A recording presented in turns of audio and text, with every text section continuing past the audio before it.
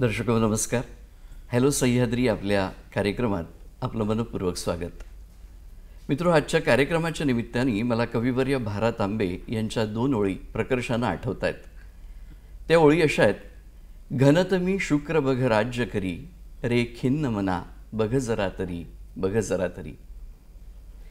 या कवितांमध्ये, या ओळींमध्ये भा. तांबे आपल्या मनाला समजवत आहेत, खिन्न मनाला सांगतायत की कितीही विपरीत परिस्थिती तुझ्या आजूबाजूला असू दे, त्या वाईट परिस्थितीचा काळाकभिन्न अंधार तुझ्या आजूबाजूला असू दे, तरी पण ज्याप्रमाणे काळोख्या रात्रीमध्ये शुक्रतारा स्वतःचं स्वतंत्र अस्तित्व घेऊन लकाकत असतो, चकाकत असतो, तसा तू चकाक, लकाक आणि स्वतःचं व्यक्तिमत्व उजळून टाक.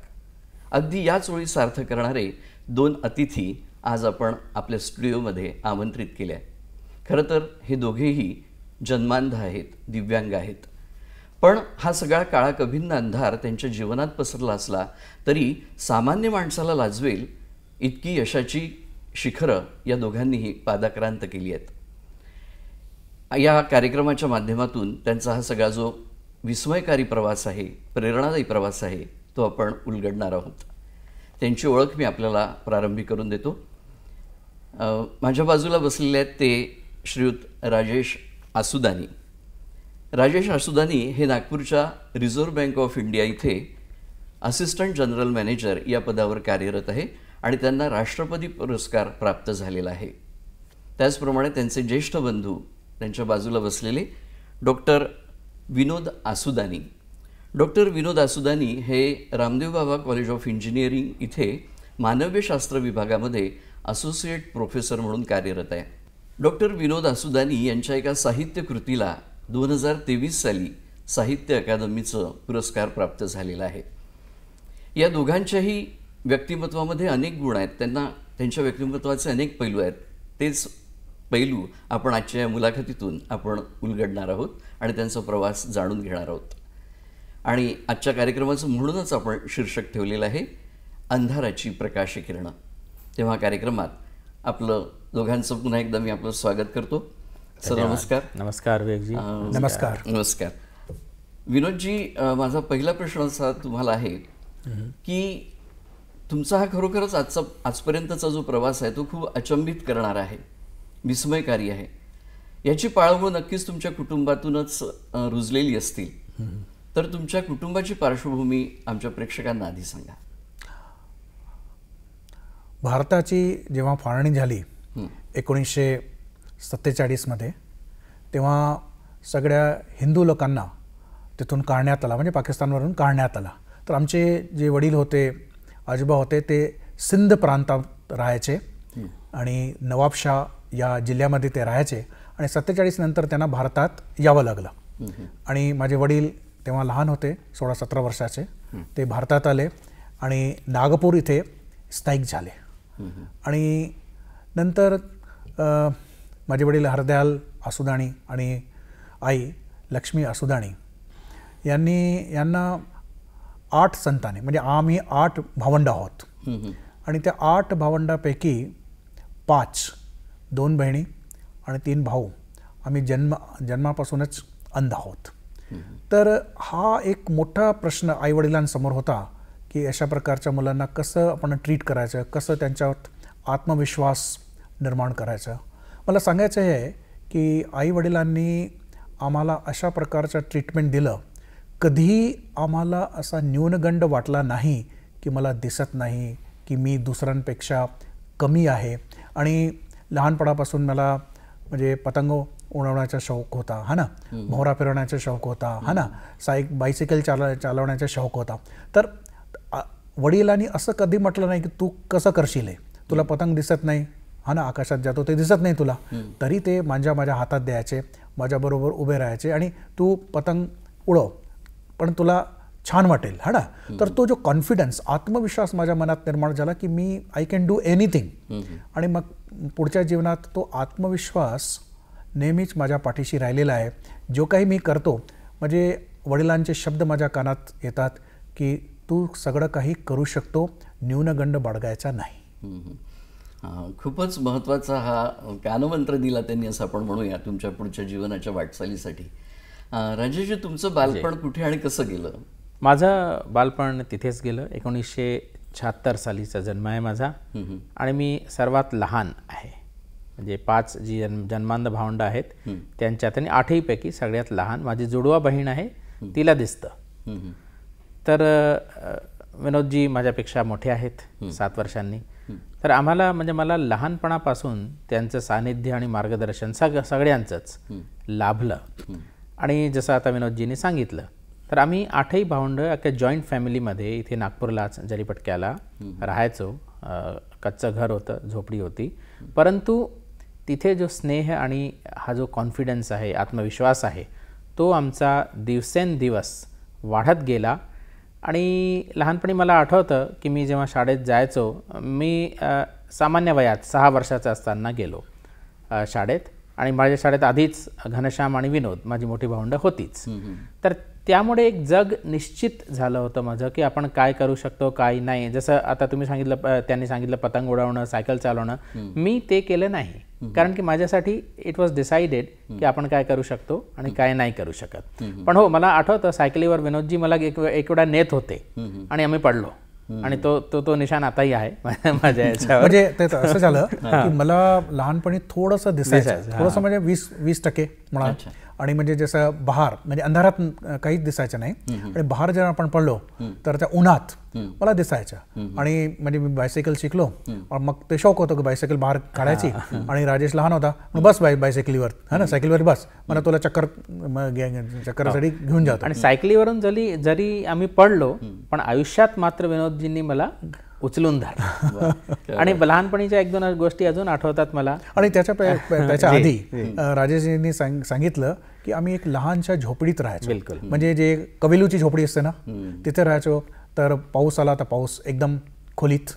तर नंतर ही जी अनुभूती होती लहानपणाची त्या झोपडीमध्ये राहण्याची, ती कुठेतरी माझ्या गझलच्या शेरमध्ये अभिव्यक्त झालेली आहे.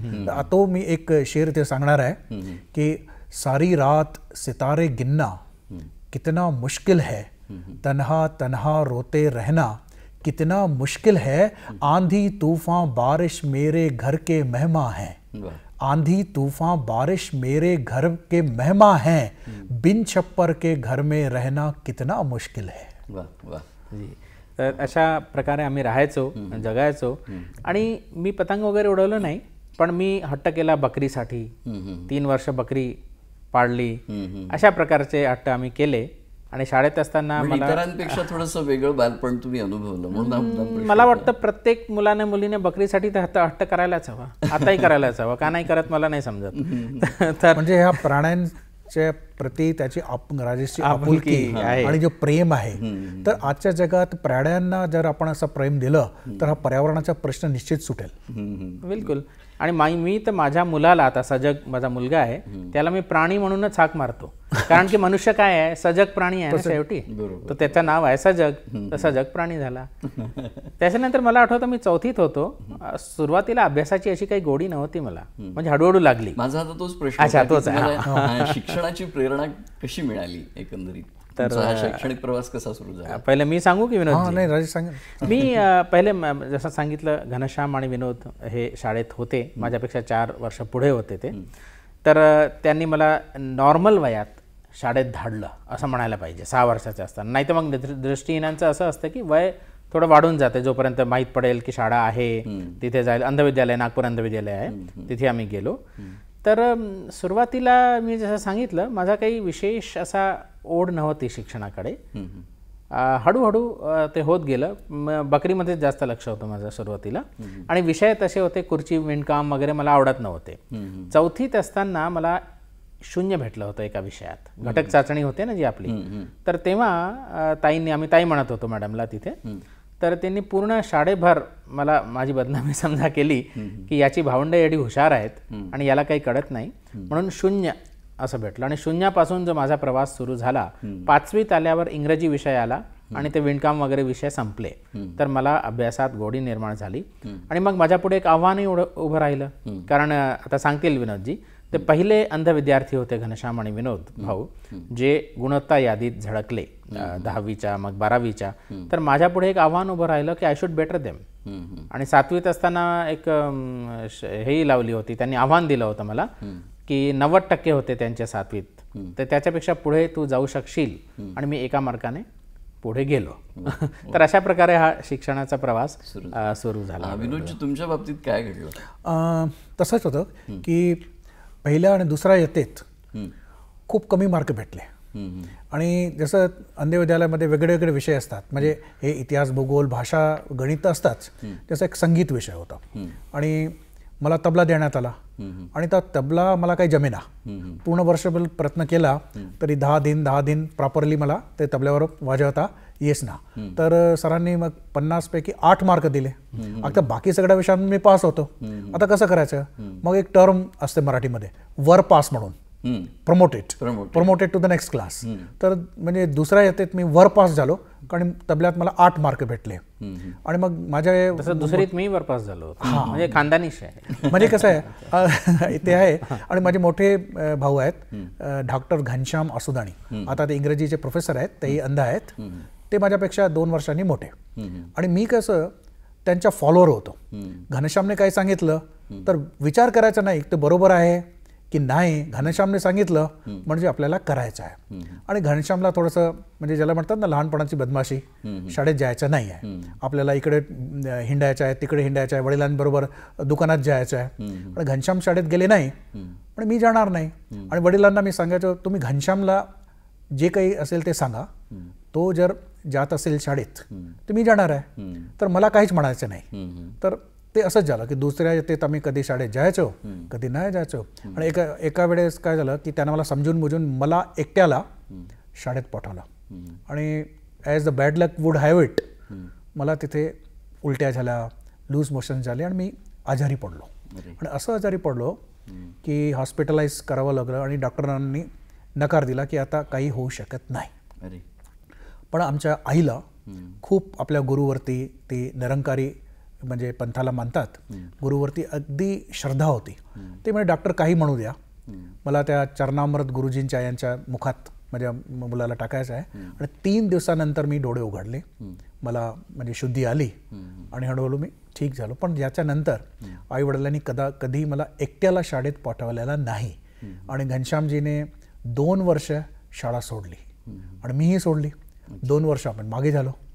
आणि नंतर घनश्यामला काय वाटलं काही नाही मला माहीत नाही, त्यांनी एका फाईन मॉर्निंगला जसं म्हणतात one fine morning wisdom dawned upon him. आणि घनश्याम म्हणाले मी आता शाळेत जाणार आहे. मग मी गेलो. त्याच्यानंतर एक चमत्कार झाला. आम्हाला शिक्षणाची अशी गोडी लागली दोघा भावांना. कधी आम्ही फर्स्ट अँड सेकंड रँक म्हणजे इयत्ता 3री नंतर सोडलाच नाही. आणि आम्ही हायस्कूलला जेव्हा आलो तर आमचे एक सायन्सचे सर होते, मांडोडे सर, ते आम्हाला खूप इन्करेज करायचे की तुम्ही दोघं हुशार आहात, तुम्हाला मेरिटमध्ये यायचं आहे. मग आमच्या मनात एक स्वप्न निर्माण झालं, तर काही असू द्या आम्हाला मेरिटमध्ये यायच्याच आहे. खूप अभ्यास केला, म्हणजे तेवढ्या अभ्यासाची आत्ता वाटते की आवश्यकता नव्हती. 15 वेळा 20 वेळा आम्ही ते लेसन्स वाचायचो. आणि 21 जून 1988चा तो दिवस होता. आणि तो दिवस 21 जून लॉंगेस्ट डे असतो तसाच, म्हणजे ॲस्ट्रॉनॉमिकली. तर त्या दिवशी 10वी इयत्तेचा रिझल्ट येणार होता. आणि तो रिझल्ट लागला.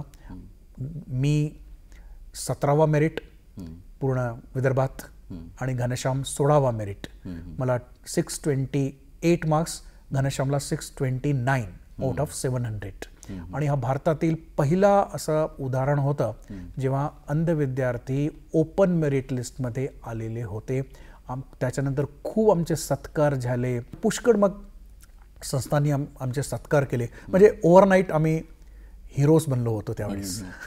ते तुमच्या परिश्रमाचंही फळ होतंच असं म्हणावं लागेल. अतिशय विस्मयकारी आणि खूप इंटरेस्टिंग असा हा तुमचा शिक्षणाचा प्रवास आहे. आपण आणखीही तुमच्या काही व्यक्तिमत्वांच्या पैलूंकडे लक्ष वेधणार आहोतच, पण तत्पूर्वी कार्यक्रमात घेऊया एक छोटीशी विश्रांती. दर्शक हो, कार्यक्रमात घेऊया एक छोटीशी विश्रांती.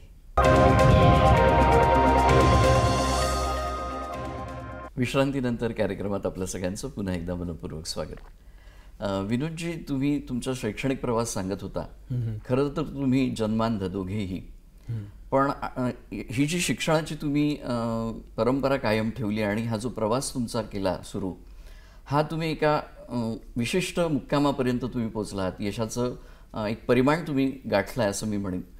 पण हा संघर्ष काही सोपा नव्हता. तुम्ही हे सगळं कसं काय साध्य करू शकलात? इयत्ता 7वीपर्यंत आम्ही अंध विद्यालयामध्ये होतो. तेव्हा ब्रेलची पुस्तकं उपलब्ध होती. आणि 8वीनंतर आम्ही डोडस शाळेत गेलो, नॉर्मल शाळेत, आणि पुढे नॉर्मल कॉलेजला गेलो. तेव्हा विशेषतः उच्च शिक्षणाची पुस्तकं जी आहेत ती ब्रेलमध्ये उपलब्ध नाही. तर कशा पद्धतीने अभ्यास करायचा? हा बिलकुल अगदी चांगला प्रश्न आहे. आणि त्यावेळेस टेक्नॉलॉजी नव्हती, म्हणजे ऑडिओ सॉफ्टवेअर्स नव्हते, हा ना, स्कॅनिंगची सुविधा नव्हती जी आता आहे. तर त्यावेळेस काय होतं, somebody had to read out the text to us. कोणाला आम्हाला काही पुस्तकं वाचून दाखवायची किंवा टेप रेकॉर्डरची कॅसेट्स यायची त्यावेळेस, त्यावर रेकॉर्ड करून टाकायचे. तर आमचे मित्र करायचे. आणि विशेषतः आमची लहान बहीण उषा, ती डोडस आहे, ती आमच्यासाठी 2 तास पुस्तक वाचून आम्हाला दाखवायची किंवा रेकॉर्ड करायची आमच्यासाठी. तशा पद्धतीने आम्ही 10वी केलं, 12वी केलं, BA केलं. BAमध्येही घनश्याम आणि मी मेरिट यादीत होतो नागपूर युनिव्हर्सिटीच्या. आणि मग MA इंग्रजी केलं आम्ही. तर मी इंग्रजीत पूर्ण विद्यापीठात प्रथम आणि माझे भाऊ घनश्याम द्वितीय होते. आणि नंतर मी MA इतिहास केला, MA सोशॉलॉजी केलं. अशा प्रकारचे आमच्या शिक्षणाच्या घोडदौड ज्याला मी म्हणे ती सुरूच राहिली.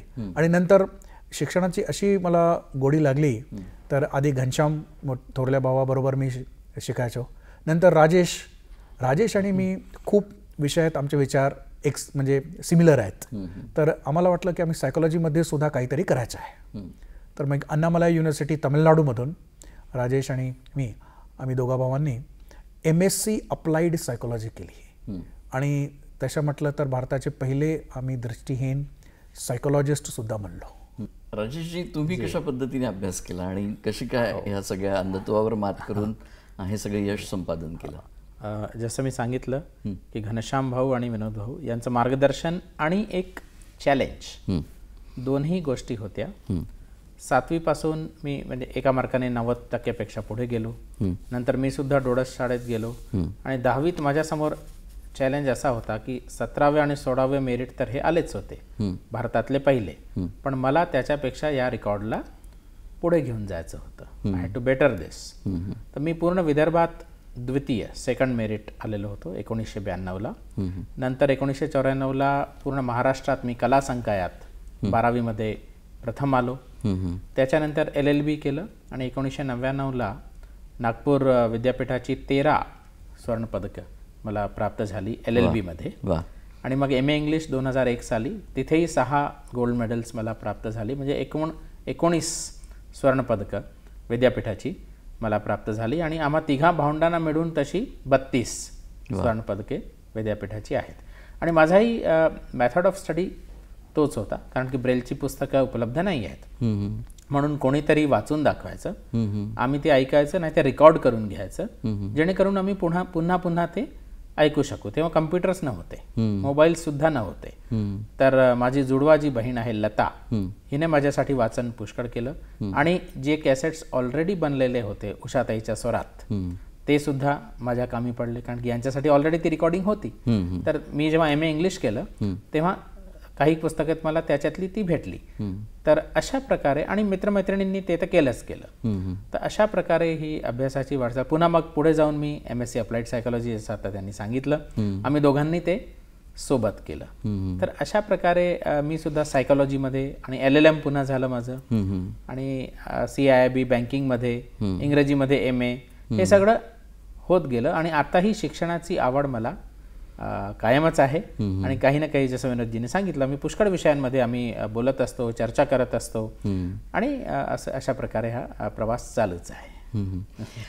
खरोखरच नेत्रदीपक यश आहे. मग पेपर लिहित असताना देखील लेखनिकाची मदत तुम्हाला घ्यावी लागते? बिलकुल. पेपर जसं लिहितो आम्ही तर रायटर किंवा लेखनिक म्हणू शकतो आपण.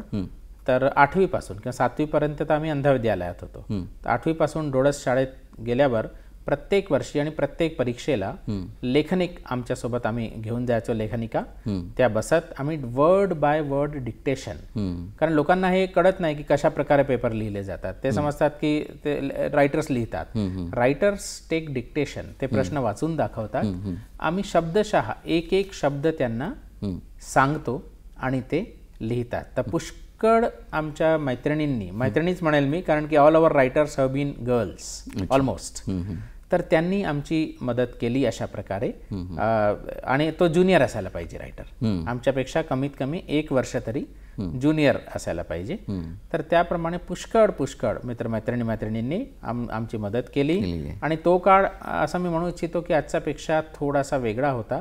तेव्हा जिनियन एक हेल्प करण्याची प्रवृत्ती होती लोकांमध्ये. आजकाल ते पैशांची प्रवृत्ती वाढलेली आहे, कारण की स्टुडंट्स आता माझ्या आहेत, आम्ही त्यांना शिकवतो, ते एक्झाम्स देतात, ते सांगतात की आजकाल लेखनिक वगैरे भेटणं असं सोपं राहिलेलं नाही. It has become professional nowadays. पण तेव्हा ते व्हॉलंटरी सर्व्हिस करत होते, येत होते आमच्याकडे, आम्ही शोधत होतो त्यांना. आणि दुसरी गोष्ट अशी म्हणजे आम्ही चांगले स्टुडंट्स होतो, आम्ही कोणालाही नाही घेऊन जाऊ शकत याच्यासाठी की नाही की त्यांनी आमची मदत करायला पाहिजे आमच्या, नाही. आम्ही जे सांगतो ते अक्षरशः बरोबर त्यांनी ते लिहायला पाहिजे. चुका झाल्या काही कामा, जसं मी तुम्हाला एक उदाहरण देतो. आमचे इंग्रजीचे प्रोफेसर होते परांजपे सर, त्यांनी आम्हाला बजावलं होतं, एकही स्पेलिंग मिस्टेक असेल पेपरमध्ये तर मी फर्स्ट डिव्हिजन देणार नाही त्या विषयामध्ये. आणि खरोखरच मला त्यांनी 59 मार्क दिले. कारण कितीही सांगा, एकेका शब्दाची स्पेलिंग तर सांगता येत नाही त्या काळामध्ये, अभाव असतो. आणि त्या लेखनिकाने काही ना काही स्पेलिंग मध्ये केली असेल चूक, तर त्यांना असं वाटलं की MA इंग्लिशचा विद्यार्थी जर स्पेलिंग मध्ये चूक करत आहे तर मी त्याला फर्स्ट डिव्हिजन देणार नाही. तर अशा प्रकारे असंही होतं. This is also the side effect, right. तर अशा प्रकारे पण लेखनिकांचा मोलाचा वाटा म्हणजे योगदान आहे आमच्या शैक्षणिक याच्यात. खरोखरीच अतिशय संघर्ष तुम्हाला करावा लागला आहे दुसऱ्यांवर अवलंबून राहून. अजून मी सांगतो तुम्हाला, म्हणजे इंटरेस्टिंग लेखनिकांची गोष्ट तुम्ही काढली. मी 10वीत मी तुम्हाला सांगितलं की मी 2रा मेरिट आलो होतो. पहिला मेरिट का येऊ शकलो नाही याची एक इंटरेस्टिंग कहाणी आहे. गणिताचा पेपर होता, लेखनिक माझ्या बाजूला बसली होती, 9वीची मुलगी. आम्ही एक गणिताची पाटी वापरतो, इक्विपमेंट असतात ते, त्याच्यावर आम्ही अंक लिहितो, अजून काही नाही. It's not a calculator, just आम्ही लिहितो, कारण की आम्हाला आठवणीत कसं राहील. तर इन्व्हिजिलेटर त्यांना ते वाटलं की हा तर कॅल्क्युलेटर आहे, आणि मला न सांगता ते उचलून घेऊन गेले आणि माझा 1 तास वाया गेला होता त्यामुळे, आणि माझा मूड खराब झाला. पुन्हा त्यांनी आणून दिली, मी झगडलो तेव्हा, पण एक माझा गणित चुकला आणि 12 मार्क गेले. त्याच्यामध्ये लेखनिकाची काही गलती नाही, फक्त ती मला सांगू शकली नाही की नेत आहेत म्हणून, ती लहान मुलगी होती. तर अशा प्रकारच्याही गोष्टी होतात जागरूकता नसल्यामुळे. बरोबर. खूप हा मोठा संघर्ष आपण केला आणि एवढं मोठं यश मिळवलं आहे. आणखी नाही आपण तुमच्या एकंदरीत प्रवासाविषयी जाणून घेऊया, पण कार्यक्रमात वेळ झाली एका छोट्याशा विश्रांतीची. दर्शक हो, कार्यक्रमात घेत आहोत एक छोटीशी विश्रांती.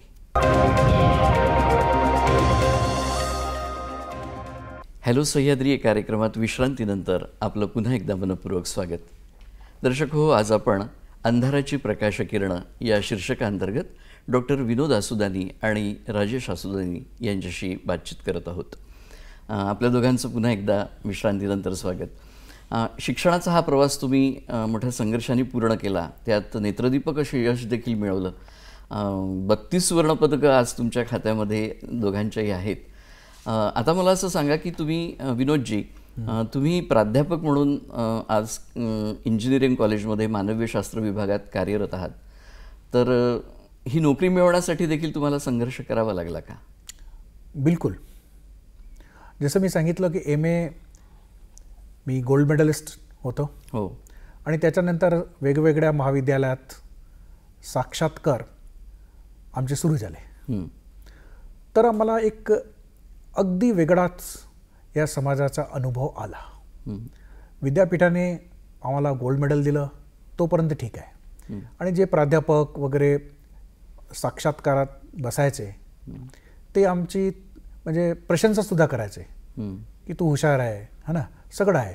परंतु जॉब किंवा नोकरी देण्याचा जेव्हा प्रश्न होता तर त्यांच्या मनात काहीतरी पूर्वग्रह असायचे की ब्लॅकबोर्डवर तू लिहित नाही, कसं शिकवशील, किंवा मुलं तुमच्या वर्गातून पळून गेले जर तर काय करणार आहे तुम्ही. अशा प्रकारचे प्रश्न ऐकून मला खूप धक्का बसला. आणि मला असं वाटलं की हे मोठे मोठे प्रोफेसर्स जे आहे, शिकलेले लोक आहेत, परंतु त्यांच्यामध्ये काही विचारसरणी नाही आहे, विचार करण्याची क्षमता नाही आहे, आणि संवेदनशीलता नाही आहे. समोरचा माणूस काय करू शकतो याच्यापेक्षा तो काय करू शकत नाही याच्यावरती त्यांचं सगळं लक्ष आहे. तर ते होतं. परंतु असं नाही आहे की समाजात चांगले लोक नाही आहेत. जसं मी Shri Ramdev Baba college of engineering आणि मॅनेजमेंट होतो, मॅनेजमेंटमध्ये मला नोकरी मिळाली. आणि हा काही सरकारी नोकरी नाही आहे आणि काही रिझर्वेशन नाही आहे तिथे. प्रायव्हेट कॉलेज आहे, खाजगी कॉलेज आहे. तरी पण तिथले डायरेक्टर, त्यावेळेचे डायरेक्टर डॉक्टर अनिल कायंदे, ते त्यांची खूप दूरदृष्टी होती. त्यांनी एक वाक्य म्हटलं, आणि तो वाक्य म्हटलं आजही माझ्या म्हणजे स्मृतीत आहे. त्यांनी म्हटलं की तू खूपच हुशार आहे, त्यात काहीच वाद नाही आहे. जर मी तुला नोकरी दिली नाही तर असं तर होणार नाही जगात की तुला नोकरी नाही भेटेल. तर अशा हुशार मुलाला मी नोकरी का म्हणून देऊ नये. आणि त्यांनी नोकरी मला दिली त्या प्रायव्हेट कॉलेजमध्ये. जे ग्रांटेड कॉलेज होते, सरकारी कॉलेज होते, तिथे मला नोकरी भेटली नाही, परंतु एक प्रायव्हेट इंजिनिअरिंग कॉलेजमध्ये नोकरी भेटली. असंही होतं. असे चांगले माणसंही या जगात आहेत. राजेश, तुमच्या बाबतीत काय झालं? आज तुम्ही रिझर्व्ह बँक ऑफ इंडिया सारख्या महत्त्वाच्या वित्तीय संस्थेमध्ये एका महत्त्वाच्या पदावर कार्यरत आहात. कशी तुम्हाला ही नोकरी मिळाली? मी सुद्धा LLB गोल्ड मेडलिस्ट होतो. त्याच्यानंतर मी MA इंग्रजी केलं. LLM तेव्हा केलं नाही मी. आणि माझा ध्येयही हाच होता की मी सुद्धा टीचिंग लाईनमध्ये एक लेक्चरर म्हणून कार्य करावं, आणि मला त्याची आवड अजूनही आहे. तसं मी 3 विषयांमध्ये नेट उत्तीर्ण केलेलं आहे पोस्ट ग्रॅज्युएशन नंतर, इंग्रजी, लॉ आणि सायकोलॉजी. परंतु हे घडू शकलं नाही. आता जसं विनोदजी सांगत होते की लोकांचा जो दृष्टिकोन आहे आजपासून 25 वर्ष आधीचा आणि आत्ताचाही, की हे असतील गोल्ड मेडलिस्ट पण कसं कंट्रोल करतील, कसं शिकवतील, काय करतील, ते काही होऊ शकलं नाही. पुष्कळ इंटरव्ह्यू मी दिले आणि नंतर नोकरी तर पाहिजेच. नोकरीसाठी प्रयत्न करता करता पहिले मला इंडियन रेल्वेमध्ये नोकरी लागली. 2-3 वर्ष तिथे मी उद्घोषक म्हणून होतो इंडियन रेल्वेला, कानपूर सेंट्रलला. आणि त्याच्यानंतर रिझर्व्ह बँकेचं फॉर्म भरलं आणि तिथे टफ सिलेक्शन प्रोसिजर IAS सारखंच असतं. तिथून मला मी क्लिअर करून आणि मला रिझर्व्ह बँकेमध्ये ग्रेड B DR म्हणतो आम्ही त्याला. तर भारतातला पहिला अंध व्यक्ती आहे मी जो ग्रेड B DR म्हणून रिझर्व्ह बँकेमध्ये रुजू झालो मी सन 2004ला. त्याच्यानंतरही प्रयत्न चालू होते माझे टीचिंग लाईनमध्ये जायचे. पण त्याच्यानंतर अजून एक त्यांना हे वाटलं की तुम्ही तर रिझर्व्ह बँकेसारख्या संस्थेमध्ये, इंटरव्ह्यूमध्ये समोरासमोर सांगायचे मला की तुम्ही गंमत करता का, तुम्ही शिकवायला याल का. म्हणजे that was the ploy to cover up their reluctance to depute me, right. तर म्हणून ते तसं सांगायचं की तुम्ही ते येणार नाही आमच्याकडे. मी म्हटलं तुम्ही सिलेक्शन करून तर द्या, मग मी येईन की नाही हे मी ठरवतो आणि मी येईल. यायचं आहे म्हणूनच मी इंटरव्ह्यूमध्ये आलो आहे. तर अशा प्रकारे ते होत गेलं. आणि एक वेळा तुम्ही एका संस्थेमध्ये गेले तर मग बाहेर पडणं थोडं अवघडच असते. तर अशा प्रकारे आज 20 वर्ष पूर्ण केलेली आहेत मी रिझर्व्ह बँकेमध्ये, आणि प्रमोशनसुद्धा झालेलं आहे. मी तिथे असिस्टंट जनरल मॅनेजर म्हणून कार्य करत आहे. आपली I am discharging my duties. पण माझी खरी आवड तुम्ही जर आजही विचारली तर ती शिक्षण क्षेत्रात शिक्षक व्हायचीच आहे. वा. मग ही आवड तुम्ही जपली आहे का? म्हणजे तुमच्या नोकरी व्यतिरिक्त काही तुम्ही असे लेक्चर्स द्यायला किंवा समुपदेशनाला वगैरे काही? हो, तसं मी रिझर्व्ह बँकेमध्ये लागल्यानंतरही शिक्षण कायम ठेवलं. MSc अप्लाइड सायकोलॉजी आणि LLM तिथेच राहून मी केलं, नेट तिथेच राहून केलं. पण पुन्हा मी PhD साठी पुढे करू शकलो नाही, कारण की 8-9 तास तुम्हाला इथे द्यावे लागतात अशा नोकरीमध्ये, सकाळपासून संध्याकाळपर्यंत. बरोबर. तर गालिबचा एक शेर आहे, फिक्र दुनिया में सर खपाता हूँ, मैं कहाँ और ये वबाल कहाँ. तो ये ऐसी बात हो गई. तर म्हणून ते इथेच राहता आणि मग आम्ही मग नंतर लेक्चर्स म्हणजे कॉम्पिटेटिव्ह एक्झामसाठी तयारी करून घेणे आमचे स्टुडंट, त्याच्यावर आम्ही येतो नंतर बोलतो. तर ते आमच्या तशा ॲक्टिव्हिटीजही चालू आहे. तुमच्या शिक्षण क्षेत्रासोबतच तुम्ही तुमच्या नोकऱ्या सांभाळून, तुमच्या जबाबदाऱ्या सांभाळून, प्रशासकीय जबाबदाऱ्या सांभाळून तुम्ही सामाजिक दायित्वाची जाणीव देखील जपलेली आहे. तर ह्या तुमच्या सामाजिक कार्याविषयी जाणून घ्यायला आवडेल, त्याच्याविषयी सांगा. आम्ही ज्या संघर्षाच्या मार्गाने गेलो तर कुठेतरी आमच्या मनात असं एक भाव आला तर आम्हाला काहीतरी करायचं आहे. मी प्रोफेसर झालो, माझे मोठे भाऊसुद्धा प्रोफेसर झाले, राजेश RBIला गेला. आम्ही हुशार होतो आणि आम्हाला आईवडिलांच्या म्हणा, मित्रांच्या म्हणा साथ भेटली, राईट. परंतु सगळे एवढे लकी असतील का? तर त्यांच्यासाठी काहीतरी आम्हाला जे जमेल ते करायचं आहे. आणि ते आपल्या विद्यार्थी जीवनापासूनच आम्हाला असं वाटायचं. तर आम्ही जेव्हा कॉलेजमध्ये होतो तेव्हा the national organisation for the integration of the blind या नावाची संस्था सुरू केली.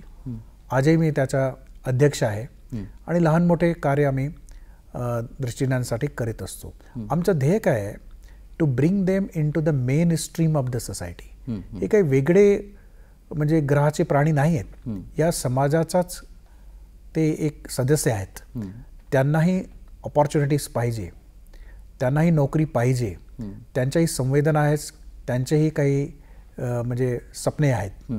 तर अशा भूमिकेतून आम्ही सुरू केलं आणि राजेशसुद्धा खूप त्यामध्ये ॲक्टिव्ह आहे. त्यांनी 2 संस्था अजून सुरू केली आहेत, तो सांगेल. तर काहीतरी आपण करायचं आणि या मुलांसाठी जो काही संघर्ष आहे त्याला कमी करता जर आम्हाला आलं तर आम्हाला छान वाटेल. राजेशजी, आपण कुठल्या संस्था चालू केल्या आणि कोणकोणते उपक्रम आपण या अंध लोकांच्या उत्थानासाठी राबवत आहात? माझाही ध्येय असाच होता की आम्ही एस्टॅब्लिश झालो, नोकरी वगैरेला लागलो, पण सर्वच तेवढे लकी नसतील, त्यांना सपोर्ट, पारिवारिक सपोर्ट नसेल, तर आम्ही काहीतरी त्यांच्यासाठी करायला हवं. या हेतूने मी जेव्हा नागपूरला आलो, पण सगळ्यात पहिली पोस्टिंग माझी हैदराबादला होती, कारण की ट्रान्सफरेबल जॉब आहे. तर जेव्हा नागपूरला आलो मी, तर मला असं वाटलं की आता काहीतरी करायला हवं. तर सुरुवातीला मी काय करत होतो की कॉम्पिटेटिव्ह एक्झाम्सची तयारी करून घेत होतो विद्यार्थ्यांकडून.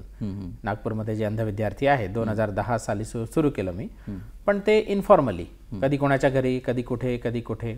नंतर मला वाटलं की याचा आपण एक संस्थेचं रूप द्यायला हवं. तर आम्ही डेअर नावाची संस्था स्थापन केली, डिसॅबिलिटी ॲडव्होकेसी रिसर्च अँड एज्युकेशन. तर नावावरूनच स्पष्ट आहे की एज्युकेशन, रिसर्च आणि ॲडव्होकेसी. तर एज्युकेशनसाठी आम्ही आताही क्लासेस चालवतो, स्पर्धा परीक्षांची तयारी करून घेतो, त्यांना मार्गदर्शन करतो फ्री ऑफ कॉस्ट, निशुल्क. आणि आमच्या संस्थेमधून मार्गदर्शन प्राप्त झालेले नाहीत कमीत कमी 40 ते 50 विद्यार्थी मागील 5-6 वर्षांमध्ये वेगवेगळ्या बँकांमध्ये आणि वेगवेगळ्या गव्हर्नमेंट जॉब्समध्ये लागलेले आहेत. तर अशा प्रकारचा हा आमचा उपक्रम नेहमीच चालू असतो. त्याच्या व्यतिरिक्त इंग्रजी, इंग्लिश स्पीकिंग आणि कम्प्युटर्स यांचाही अभ्यास आम्ही त्यांच्याकडून करून घेतला. क्लासेस रेग्युलरली चालायचे, आजकाल रेग्युलरली नाही आहेत लॉकडाऊन नंतर, पण तरी आम्ही शनिवारी रविवारी गाईड करायला तिथे जात असतो. आणि डेअरमध्ये आजही कम्प्युटर, कॉम्पिटेटिव्ह एक्झाम्स आणि इंग्लिश याची तयारी करायची असेल कोणत्याही अंध विद्यार्थ्याला नागपूरमध्ये, तर ते आम्हाला अप्रोच करू शकतात मला. तर हा तर उपक्रम आमचा चालूच आहे डेअर. आणि पुष्कळ दुसरे उपक्रम आता आहेत पाईपलाईनमध्ये. पण दुसरी अशी, आता बँकेमध्ये लागल्यानंतर एक मी डेअरचाही संस्थापक अध्यक्ष आहे आणि दुसऱ्या संस्थेचाही, त्याला विबीवा नाव दिलेलं आहे मी, VIBEWA. म्हणजे visually इम्पेअर्ड bank employees welfare association. बरं. ही पूर्ण देशाची संस्था आहे. आमचे 600पेक्षा जास्त सदस्य आहेत वेगवेगळ्या बँकांमध्ये जे कार्यरत आहेत. आणि आमचा हेतू हा आहे की बँकिंग असं फील्ड आहे, कारण वित्तीय फील्ड आहे, तर लोकांना सहजासहजी विश्वासच बसत नाही की अंध व्यक्तीसुद्धा बँकेमध्ये कार्य करतात. ते काय करतील, तुम्ही काय करता बँकांमध्ये, असंही ऐकलं की यांना कोण, अंधांना कोण जॉब देतो बँकांमध्ये, अशा प्रकारची मानसिकता आहे. तर आम्ही तिथेच झटतो की काय मानसिकता दूर करण्यासाठी तुम्ही प्रयत्न करता. फक्त मानसिकता दूर करण्यासाठी नाही, खरोखर अडचणी सुद्धा आहेत, खरोखरच्या अडचणी सुद्धा आहेत. त्या अडचणी आपण जाणून घेऊया. बिलकुल. पण कार्यक्रमामध्ये आता वेळ झाली एक छोट्याशा विश्रांतीची. तेव्हा दर्शक हो, कार्यक्रमात घेऊया एक छोटीशी विश्रांती.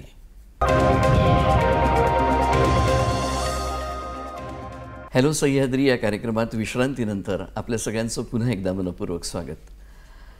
राजेशजी, तुम्ही जे सामाजिक काम एवढं मोठं करत आहात, अंधांच्या उत्थानासाठी, त्यांच्या प्रगतीसाठी, त्यांना सहकार्य देण्यासाठी, याच्यासोबतच तुमचं एक महत्त्वाचं योगदान राहिलं आहे की 2016 साली शासनाने जो दिव्यांगांसाठी एक कायदा तयार केला, त्या कायद्यामध्ये तुमच्या मार्गदर्शक सूचना आणि ज्या काही तुम्ही सजेशन्स दिले आहेत त्याचं इन्क्लूड त्या करण्यात आल्या होत्या, त्यांचा समावेश करण्यात आला होता.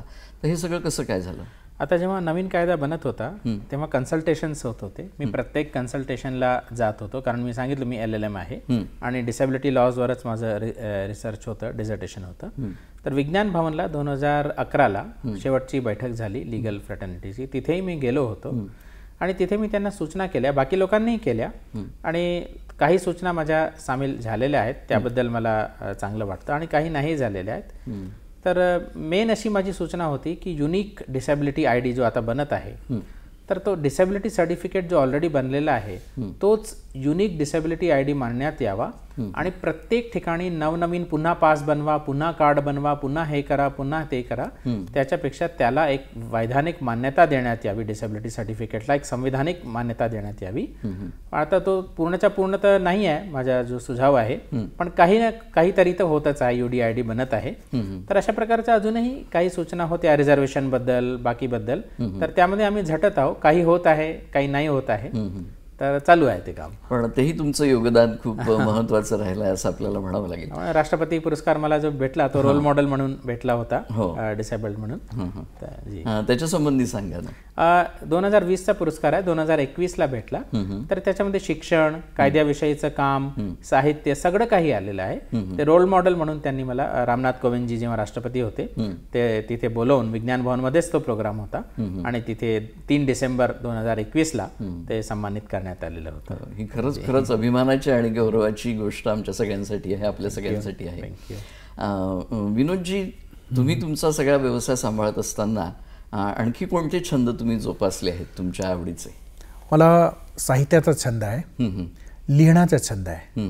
जेवढं 25 वर्ष झाली आहेत मी म्हणजे कमिटेड रायटर म्हणून, म्हणजे एक रेग्युलर लिहितो आहे. तुमची 16 पुस्तकं, म्हणजे तशी माझी 19 पुस्तकं प्रकाशित झाली आहे. त्याच्या व्यतिरिक्त 18 पुस्तकं मी सिंधी भाषेतून इंग्रजीत अनुवाद केली आहेत. तसं म्हटलं तर 37 बुक्स माझी पब्लिश झालेली आहेत. त्यामध्ये इंग्रजीची पुस्तकं आहेत, माझ्या मातृभाषेत सिंधी पुस्तकं आहेत, आणि हिंदी भाषेतीलही पुस्तकं आहेत. यांचा तुमच्या लिखाणाचा विषय साधारण कुठला असतो? मी काही अकॅडमिक पुस्तकं लिहिलेली आहेत, आणि नंतर मी कवी आहे, तर माझे काव्याचे संग्रह आहेत. म्हणजे 6 सिंधीमध्ये काव्यसंग्रह आहेत, 2 हिंदीमध्ये काव्यसंग्रह आहेत, 1 इंग्रजीमध्ये काव्यसंग्रह आहे, आणि इंग्रजीमध्ये नॉव्हेल आहे, शॉर्ट स्टोरी आहे. तर मध्ये प्रत्येक फॉर्ममध्ये माझं लिटरेचर आहे, आणि आजवर मी लिहितो आहे. आणि मला सांगायला आनंद वाटतो की 2023ला पहिले महाराष्ट्र सिंधी साहित्य अकादमीच्या अखिल भारतीय जीवन गौरव पुरस्कार मला भेटला, आणि नंतर 2023मध्ये केंद्रीय साहित्य अकादमीच्या, जो भारत सरकारचा सर्वात मोठा पुरस्कार, सर्वोच्च पुरस्कार साहित्याचा मानला जातो, तो माझ्या सिंधी भाषेतील गझल संग्रह आहे, हथू पकड जा, याने लेंड मी दाई हँड, या पुस्तकावर मला भेटला. आणि मी भारतातील पहिला असा प्रज्ञाचक्षू लेखक आहे ज्याला हा केंद्रीय साहित्य अकादमीचा पुरस्कार भेटलेला आहे. त्यासाठी आमच्या सगळ्यांकडून तुमचं मनपूर्वक अभिनंदन. ही खूप मोठी अचिव्हमेंट आहे असं म्हणायला हवं. या निमित्ताने तुमच्या त्या गझल संग्रहातली एखादी गझल जर तोच गझल ज्याला म्हटलं हातो पकड जा, त्या टायटलची जी गझल आहे, टायटल गझल, त्याचे 2-4 शेर मी आणि हे बघा की मी ब्रेलमध्ये लिहितो आधी आणि नंतर मी त्याला डिक्टेशन देऊन, आपण ज्या पुस्तक जेव्हा छापायची असेल तेव्हा कोणाला डिक्टेशन देतो आणि मग प्रिंट करून घेतो. तर ही आमची ब्रेल आहे असं मला बघता येईल श्रोतांना. तर या ब्रेलमध्ये मी माझी जी स्वतःची पोएट्री आहे ती सर्वात पहिले मी ब्रेलमध्ये लिहितो. सिंधीमधील गझल सांगतो आणि राजेश त्याचा हिंदीमध्ये अनुवाद करणार आहे. कॾहिं मां जे खुद खां ड्रिजां हथ पकड़ जां, अगर बेवजह ई रुआं हथ पकड़ जां. गर कभी मैं खुद से लर्जूं थामना हाथ, जो कभी बेवजह रोऊं थामना हाथ. कॾहिं वॾ फुड़े मींहं में ककर पोयां, जे पेरे उघाड़े डुकां हथ पकड़ जां. बारिशों में बादलों का पीछा करते, जो मैं नंगे पांव दौड़ूं थामना हाथ. सितारन जी महफ़िल मां अधरात जो मां, जे ग़मगीन मोटी अचां हथ पकड़ जां. चांद तारों से भरी इन महफिलों से, जब मैं गमगी हो के आऊं थामना हाथ. वञा थो ख़ुदा वटि मगर यादि रख तूं, जे ख़ाली हथे मां वरां हथ पकड़ जां. जा रहा हूँ अब खुदा के पास, देखो रीता जो मैं वहाँ से पलटूं थामना हाथ. वाह वाह. ये आखिरी शेर है जी. कि तसव्वुर बि तुंहिंजो पिरीं तात तुंहिंजी, तसव्वुर बि तुंहिंजो पिरीं तात तुंहिंजी, जॾहिं साह अंतिम खणा हथ पकड़ जां. तसव्वुर तुम्हारा है याद भी तुम्हारी, सांस जब मैं अंतिम लूँ थामना हाथ. वाह वाह, क्या बात आहे. खूपच सुंदर.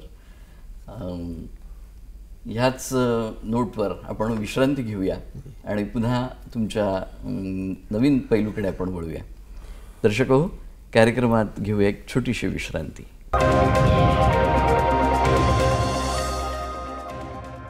हॅलो सह्याद्री या कार्यक्रमात विश्रांतीनंतर आपल्या सगळ्यांचं पुन्हा एकदा मनपूर्वक स्वागत. तुम्ही जी एक अतिशय सुंदर अशी गझल आम्हाला ऐकवली त्याबद्दल तुमचं खरोखरच किती कौतुक करावं हे समजत नाही आहे. पण ह्या सगळ्या तुमच्या प्रवासामध्ये अजून काही राहिलं आहे असं तुम्हाला वाटतं का? कारण यशाची इतकी मोठी शिखरं तुम्ही पादाक्रांत केलेली आहेत, एका विशिष्ट मुक्कामावर तुम्ही पोचला आहात, तरी पण काही करायचं राहिलं असं तुम्हाला वाटतं का? मला खूप साहित्य लिहायचं आहे.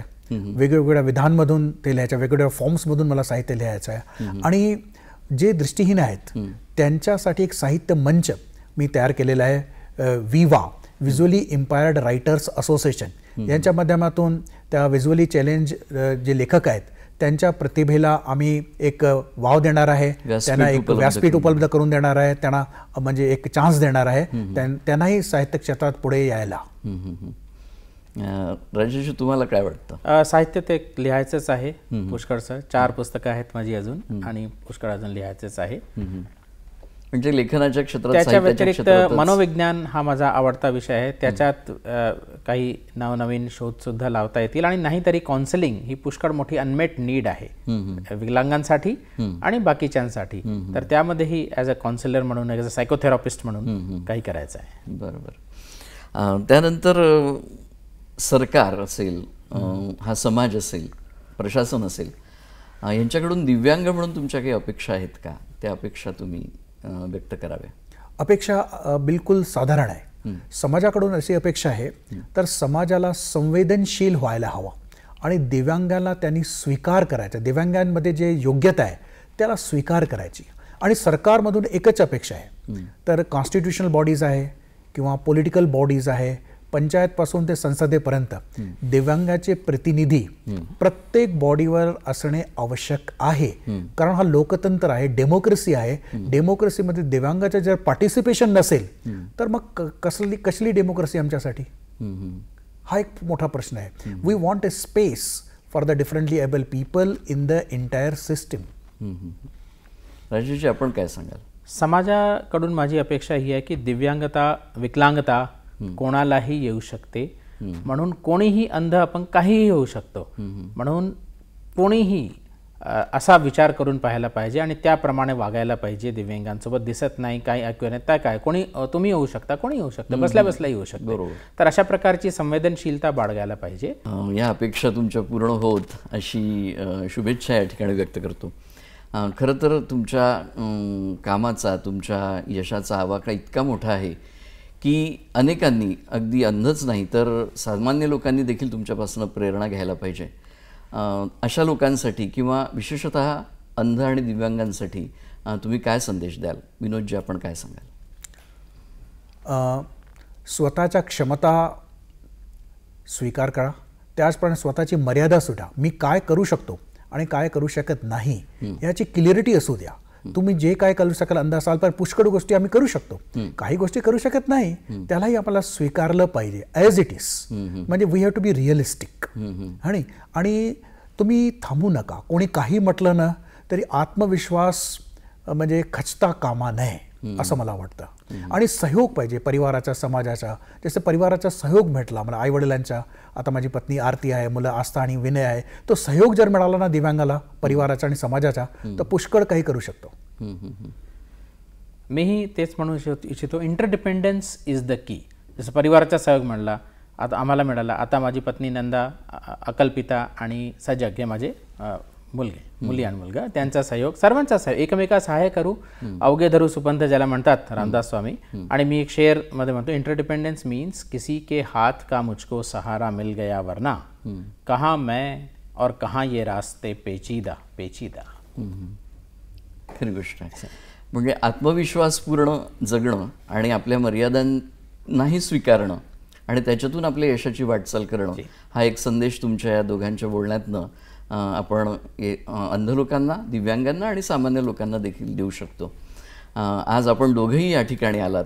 खूप प्रेरणादायी असा प्रवास जो तुमचा होता तो आमच्या प्रेक्षकांसमोर उलगडून दाखवलात. याबद्दल दूरदर्शनच्या वतीने मी आपला मनपूर्वक आभार मानतो आणि आपला निरोप घेतो. दूरदर्शनला खूप खूप धन्यवाद. मला ही संधी दिली. शुक्रिया, धन्यवाद.